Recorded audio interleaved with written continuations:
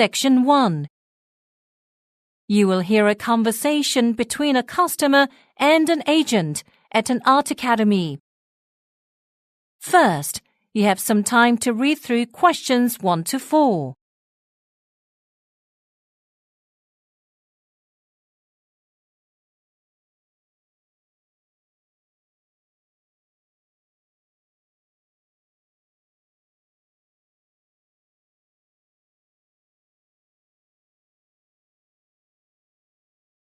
Now listen carefully and answer questions 1 to 4. Hello, this is the Ridley Art Academy. Come in. Can I help you with anything? Yes, I just moved to town and am interested in enrolling my child in an art program. So, I wanted to see what kinds of classes you offer. Wonderful. We have several art courses for children. If you could give me a few pieces of information first, I'd appreciate it. Could I get your name? Pablo Marquez. That's spelled Marquez. And the age of your child? Just turned 10 about 4 months ago. Well, we have a few different courses for that age group. One is Introduction to Art, which includes painting, drawing, and lots of fun activities. We also offer Sculpture Workshop, where the children work with different sculpting materials, and History of Art, where the children learn a bit about famous artists and art movements. I think the introductory class would be best. Good. Now, we currently have 16 children enrolled in that course, but we have a teacher and 2 assistants with them at all times. Great. And how much do you charge? Actually, we charge per month. The cost would be £160, and you pay at the beginning of each month. But if you enroll for a period of a full year, the rate is only £120 per month. Really? Well, we plan to enroll for a year anyway. Okay, I would like to go ahead if there is space. Absolutely. The classes will start this coming Tuesday. That's fine. So that's February 2nd, right? That's correct. And payment is accepted by cash, credit card, or cheque. Which do you prefer? I'll pay with my credit card. Thanks. Sure. Now, if I could just get you to fill in this enrollment form, I'll go ahead and take care of your payment. And then I'll get you a brochure about the academy and a copy of your child's art class schedule. Also, there is a list of our policies, which you can look through and... You now have 15 seconds to check your answers.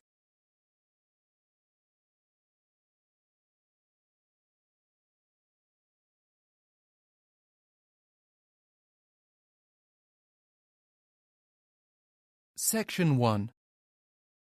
You will hear a telephone conversation between a customer and a receptionist from an insurance company about medical coverage. First, you have some time to read through questions 5 to 9.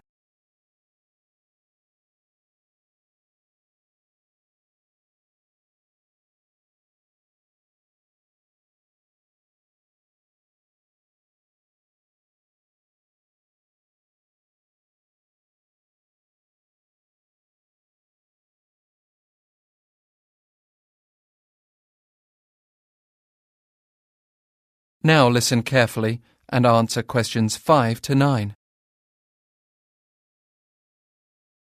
Midlands Health Coverage Services, this is Melanie speaking. How can I help you?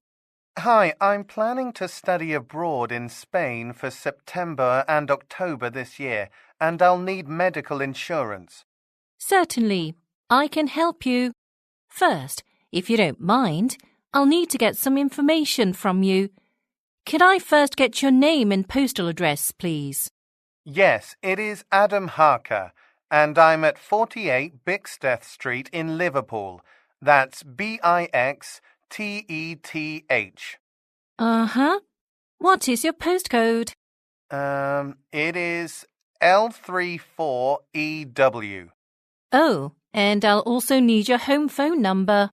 Sure, that's 0151 555 0143. Thanks. Got it. And could you tell me if you currently suffer from any medical conditions or diseases? Policy rates are a bit higher if you are already diagnosed with a medical problem. No, nothing that I know of. I had a checkup last month and everything was okay.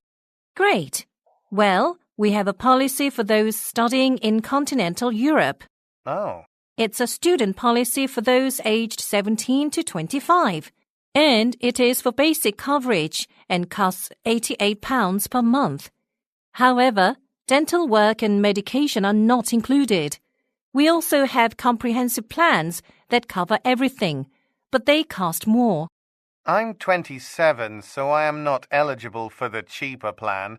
How much are the other policies? Regular plans are £112 per month, and the comprehensive ones are £158. I have a limited budget, so I'd go for the less expensive option. I plan to travel around a few nearby countries in Europe as well. Would that affect the price? And I might choose to stay in Spain an extra month, so would the rate be the same if I stayed 3 months instead of 2? Actually, no. There would be a 10% discount, and there would be no change to the policy if you travel to neighboring countries. Well, that's good to know. Okay, so how do I make payment? You can pay by credit card now, or send us a direct deposit from your bank. You now have 15 seconds to check your answers.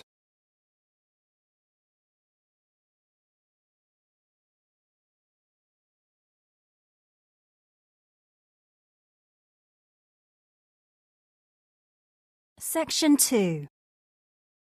You will hear a radio broadcast about a renovation project. First, you have some time to read through questions 10 to 13.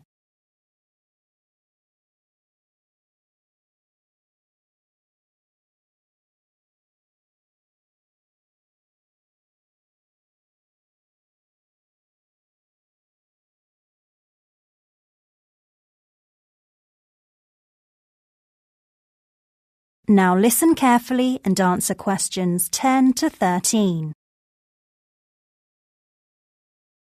Welcome everyone. Thanks for tuning in to Arts National, the weekly news show focused on the arts community. I'm your host, Adam Easton.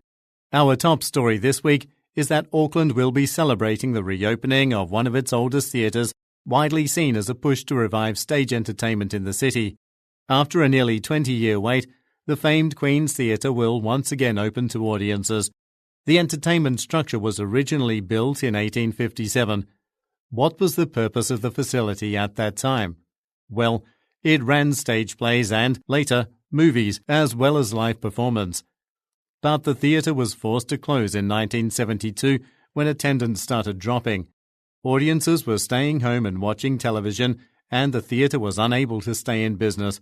However, there was renewed interest in the historical structure nearly 25 years later when the Auckland Theatre Association, an organisation consisting of Auckland's most renowned theatrical professionals, began petitioning the city to provide a permit for the theatre's renovations.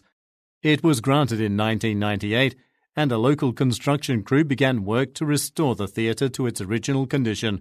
Progress stalled in 2000 due to a lack of funds, but in 2009, an anonymous donor provided the necessary money to complete the renovations. Efforts recommenced, and the restoration project was finally finished just last month.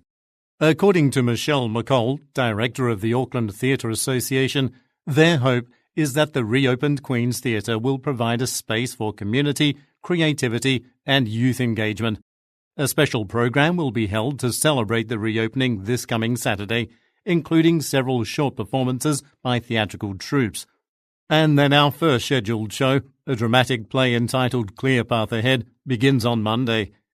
Those from the general public who wish to attend the reopening performance may purchase tickets from the Auckland Theatre Association's website or visit the Queen's Theatre box office between the hours of 11 a.m. and 4 p.m. any weekday. Seating is limited, with a maximum capacity of 250 people, so a sold-out event is likely. Advance booking is highly recommended. Head down to the Queen's Theatre next week for one or all of these great events. And don't forget, you can find more about the other plays and performances that are scheduled to appear in the theatre programme or online. On our next scheduled show, I will be reporting on a new exhibit at the Museum of Science, so tune in next week for...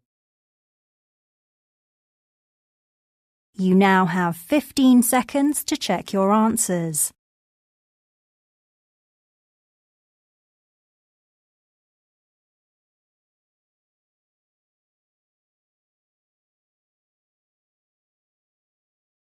Section 3. You will hear a conversation between two students about a joint presentation of a case study. First, you have some time to read through questions 14 to 18.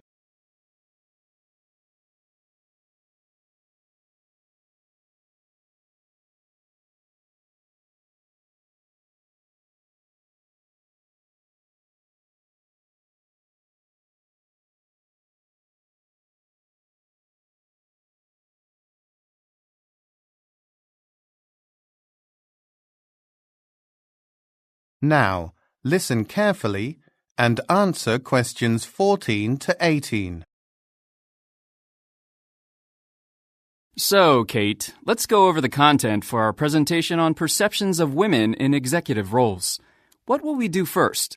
OK, well, first, why don't you introduce the main focus of the case study, James? Sure, that's fine. And maybe I can also explain why we chose to do our research in only one city. What should I say about that? Well, it was so that we can compare our study with those done in other locations. We can see if the cultural differences in different places play a role in the outcome. Yes, it seems that culture made a big difference. We can bring that up in the analysis part of the presentation. And once the introduction is done, I will provide a sample of our survey so that people understand how we approach the topic of women in executive roles. I can offer an explanation of our research methods also. Sounds good. And next, let's see. If you want, I can present the data we got from the survey. I'll describe how female executives perceived their roles and how other co-workers perceived them. I thought there weren't too many discrepancies between those two viewpoints. No, I think there were some differences. But one similarity I thought was very interesting was how employees and colleagues of the women we surveyed were so uninterested in the importance, or should I say necessity, of the women's roles. I got the feeling from the data that female executives were seen to have been given just token positions, right? Rather than well-deserved roles. I agree. That was especially true among males surveyed, and that should be an important portion of the presentation. You could present the analysis of our findings and include that point. There's quite solid evidence that women are still not taken seriously in the workplace. We like to think that we treat men and women the same, but there certainly is evidence that there are very few female executives in comparison to males. Right. The relevance of the study is that it gives tangible examples of how we haven't achieved fairness in terms of job opportunities or treatment in the workplace. And it also points to the underlying social stigma around women and professionalism that society needs to overcome. We have to do a discussion part after the presentation as well, right? Perhaps we can discuss ideas about how businesses can make efforts to create workplaces that promote equality for women. No, we don't have to. The discussion portion is optional. But I think you're right. I think that would be an excellent topic for those attending the presentation to discuss. Could you be the facilitator for that? I can do that. Well, it seems that we have everything we need. You now have 15 seconds to check your answers.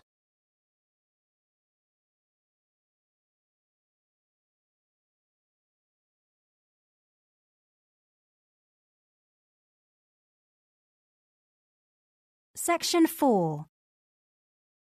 You will hear a seminar by a researcher on human longevity research. First, you have some time to read through questions 19 to 22.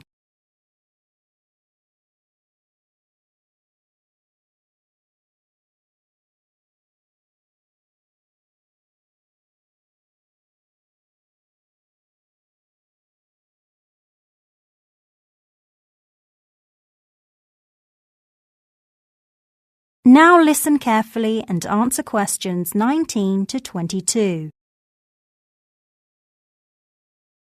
Many people are not aware of the reasons for longevity, but recent studies have revealed that there are many things to consider. For this morning's seminar, I'm going to focus on human longevity. Human longevity is a topic I've been involved with as a scientist for over 20 years. I'd like to share some of the key points of recent research with you and discuss some of the contributing factors to longevity. There's been a battle among scientists over whether genes or environment and behavior determine a person's lifespan. Do people live longer because of heredity or genes, or is longevity nurtured through healthy habits? We are finding that it's a combination of factors. Some that are learned and others are from nature. First, I am going to discuss nature, or more specifically, genetic factors for longer lifespans. For a long while, researchers have been searching for what they call the longevity gene. A prevailing theory has been that longevity is predetermined by a person's genetics. So, have they discovered this gene yet? Well, no, but biologists have recently identified a protein, SIRT3, as the possible key to slowing down the aging process. What they found was that this protein helped stem cells cope with stress.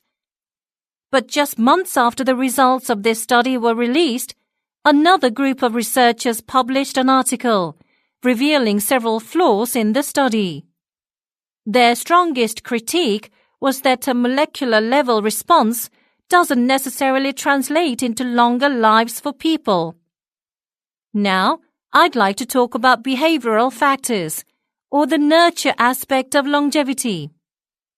Most researchers now agree that the causes of longevity are complex, and that even if there is a gene for longevity, other factors, both environmental and behavioral, can weigh in just as much. Take, for example, an 80-year study called the Longevity Project that was conducted by a team of social psychologists in the US. 1,500 people took part in the experiment from the time they were kids in 1921. And it tracked every possible environmental and behavioral factor to determine the character traits, habits, and mindsets that make some people live longer. You might think that things like healthy habits would be more predictive of a long life. However, the study actually revealed that personality characteristics and social relationships from childhood are predictive of a person's lifespan. In other words, there were correlations between certain behavioral or environmental factors and longevity. One example from the study revealed that it is the most prudent and persistent individuals, not the most cheerful and humorous ones, who survive the longest. It also showed that those who were hard workers and were most committed to their careers lived longer. We often associate a relaxed, stress-free attitude with a longer, healthier life, but that's not always the case. And one final bit of information comes from another study conducted by a team at Brigham Young University. The results show that people who maintain strong friendships and relationships tend to live longer. You now have 15 seconds to check your answers.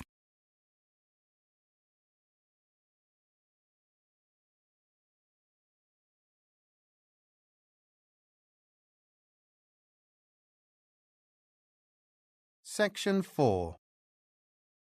You will hear a lecture by a psychology professor about the effects of meditation on the brain. First, You have some time to read through questions 23 to 28.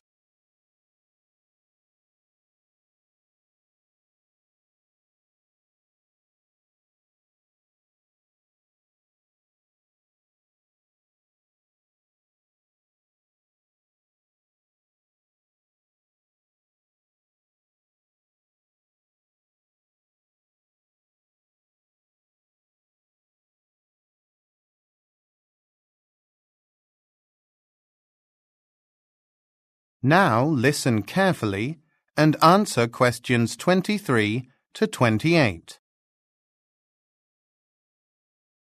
Today we're going to talk about the catalyst behind the recent trend in people taking up the practice of meditation.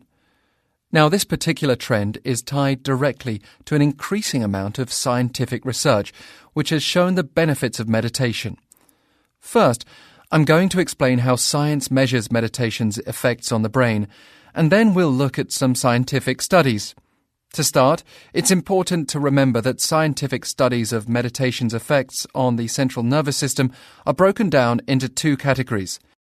The first is the study of state changes, which are instant changes in brain activity that occur while meditating. The second involves looking for trait changes, which are more permanent changes resulting from long-term practice of meditation. To perform studies, scientists use several technologies. The most common one is electroencephalography, or EEG, which measures the electrical activity of the outer layer of our brains. EEG measures the duration of brain activity very effectively and precisely. However, it isn't as effective at locating the activity in the brain. In contrast to the EEG is another method which is called neuroimaging. Scientists use neuroimaging to detect blood flow to areas of the brain, as blood flow indicates those areas are being used. Knowing this helps scientists understand which brain functions are affected during meditation. Thus, unlike EEG, neuroimaging is better at identifying location.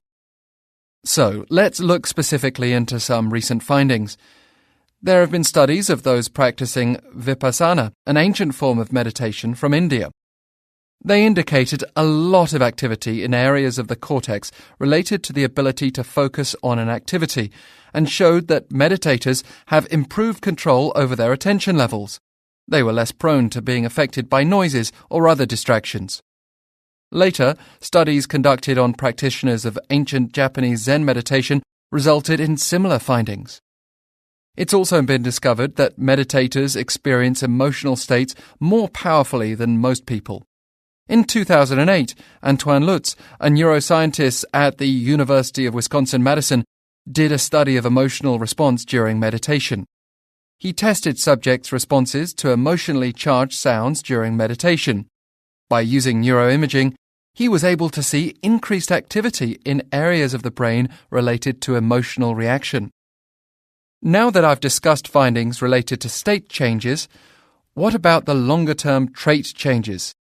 Well, there is evidence that meditation protects against the natural reduction in grey matter. That is, the volume of the brain doesn't shrink as much with age. So, though meditation does not actually increase brain size, long-term meditators have better attention in their later years. So there are definitely benefits for aging. But there are also clinical applications of meditation that offer promising long-term results. An example of this is the effectiveness of regular meditation in treating depression, anxiety, and post-traumatic stress disorder. Meditation also has some physiological applications in terms of dieting, where it is part of the mindfulness diet, and exercise, especially when combined with yoga. In conclusion, there is evidence to show that there are both state and long-term benefits for those who practice meditation on a regular basis. And I believe this will help continue the trend of more people becoming regular practitioners. You now have 15 seconds to check your answers.